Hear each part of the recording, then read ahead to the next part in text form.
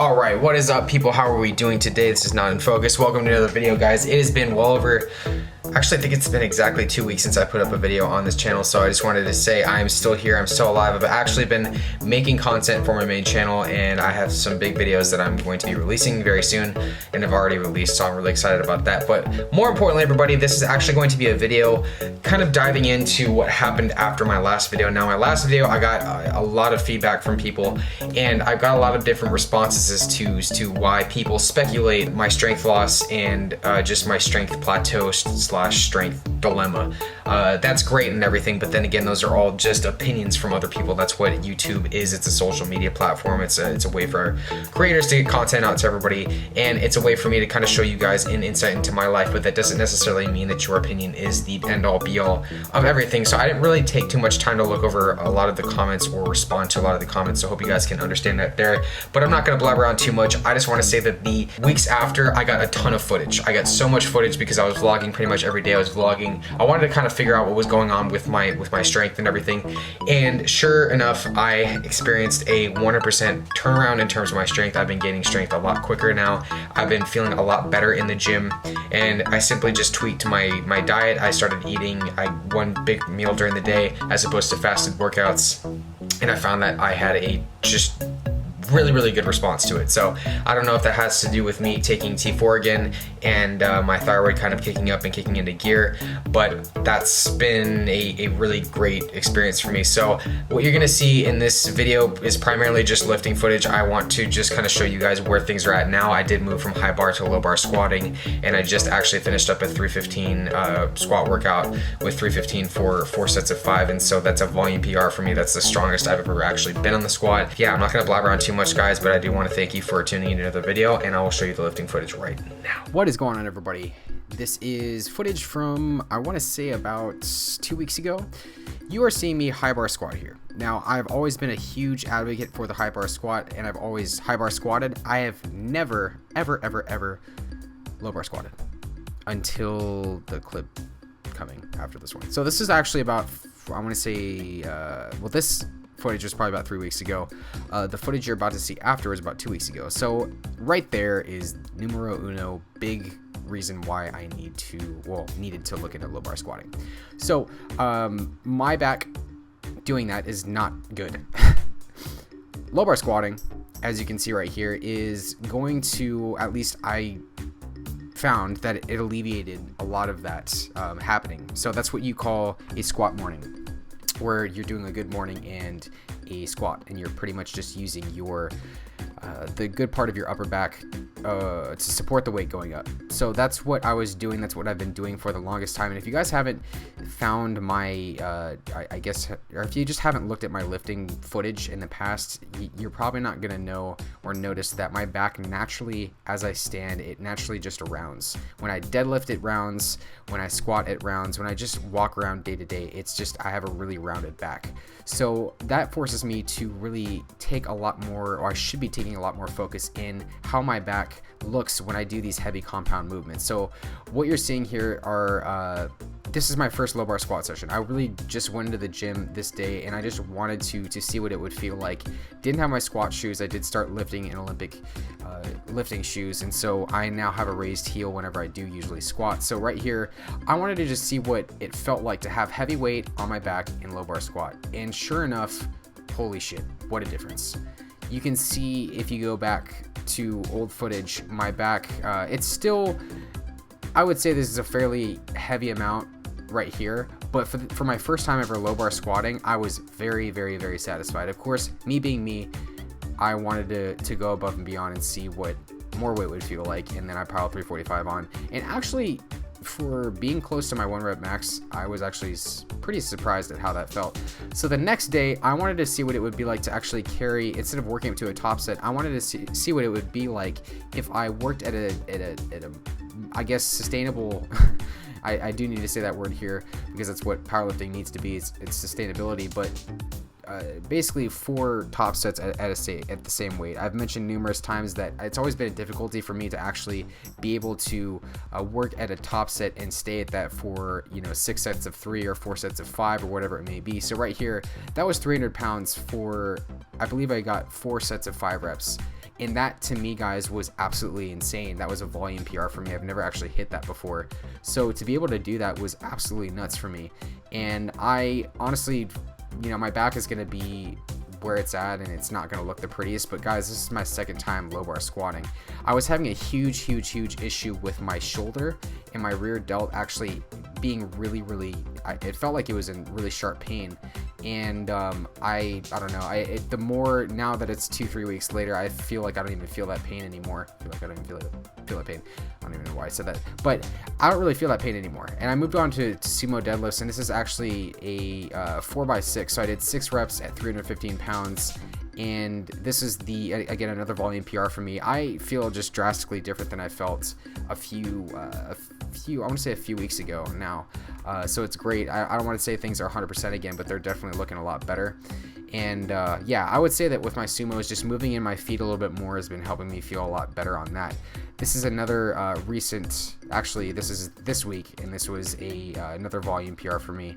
I moved, so earlier I told you guys I got 4x5 at 300 pounds, and I wanted to see what 315 would feel like at a 4x5, and I definitely felt that this was, now that I've kind of gotten a little bit better grasp on the low bar squat, tucking my elbows into my sides and creating like a I don't really know how else to say this, but more like a meat wall. I don't know, Alan Thrall puts it a certain way.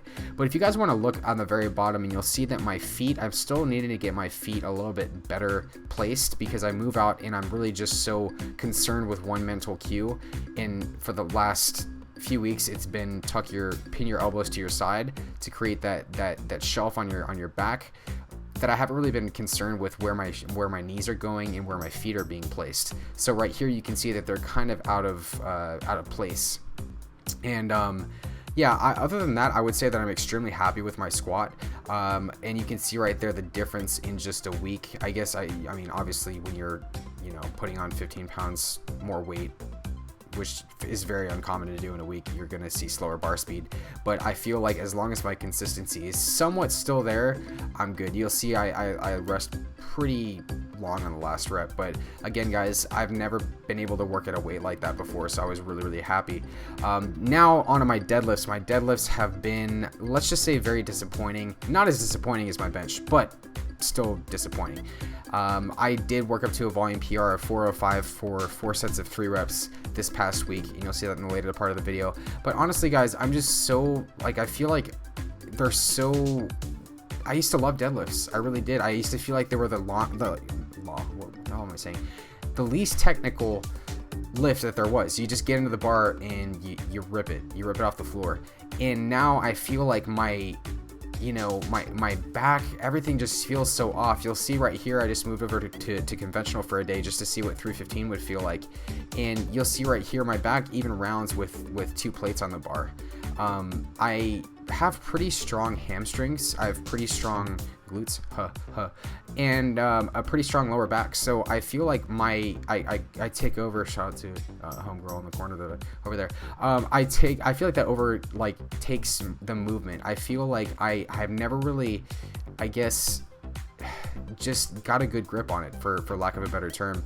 And I'm still trying to fine tune how things should feel, and I've been deadlifting for 6-7 years now.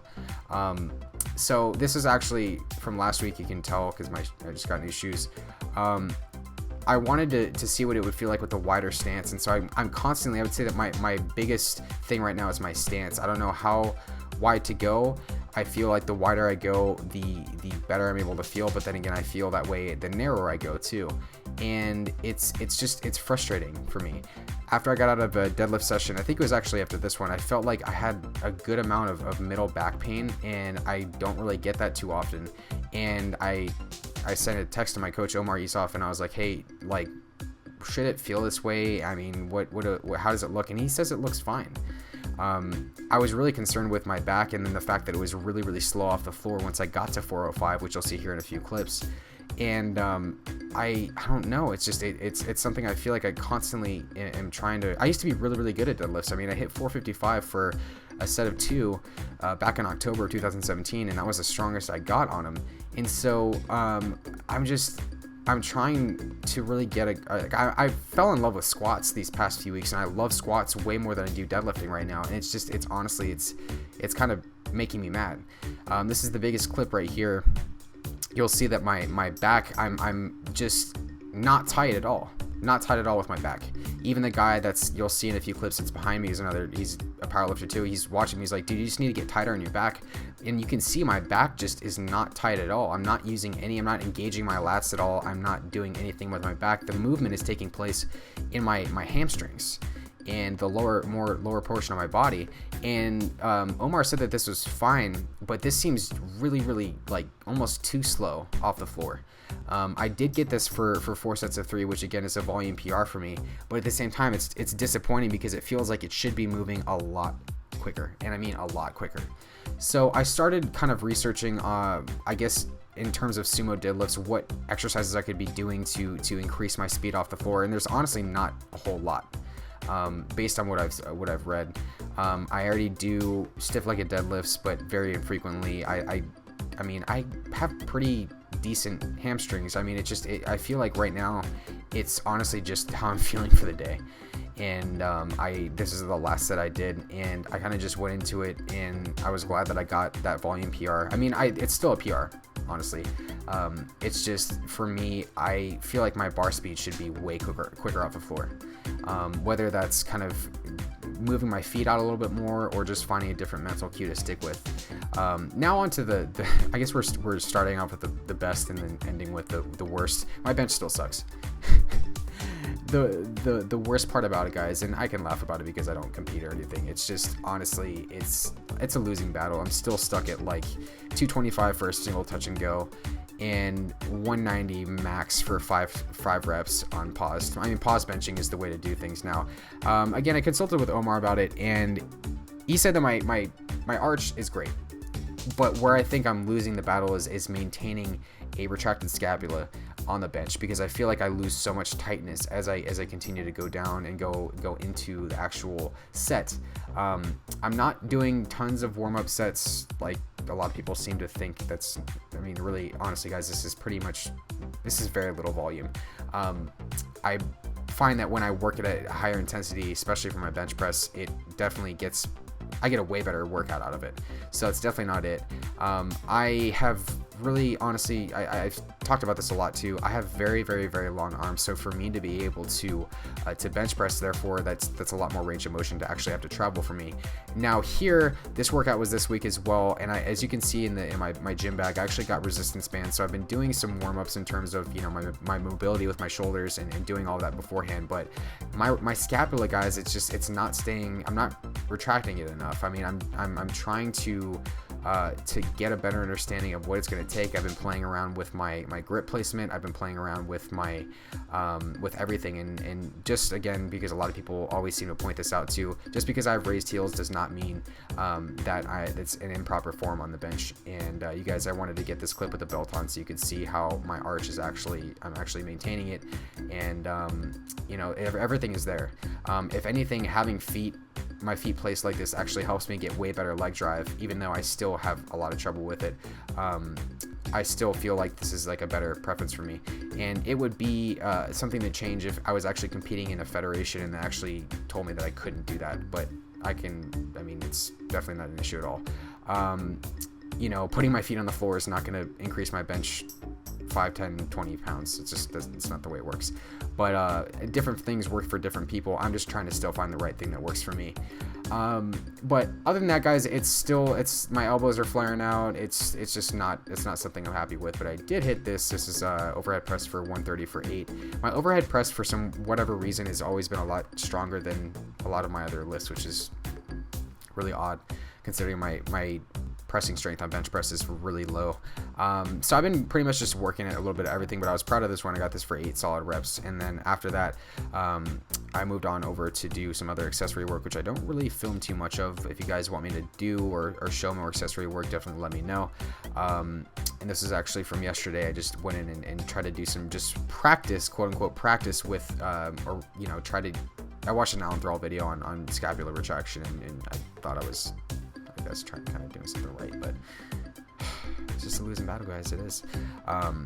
What I will try to do more though is to really get my back tight. I think tightness is the #1 thing that I think about when I am doing any sort of pressing, or now, as I've mentioned it a few minutes ago, deadlifts. So I really need to keep my back tight, my chest tight. Everything just needs to stay tight and controlled, including these really mediocre skull crushers that I was doing. So anyways, guys, if you guys enjoyed the video, let me know down in the comments below. And if you want to see more lifting videos, let me know too. Thanks for watching, guys. Alrighty guys, so as I said, that is the pretty much the video for now.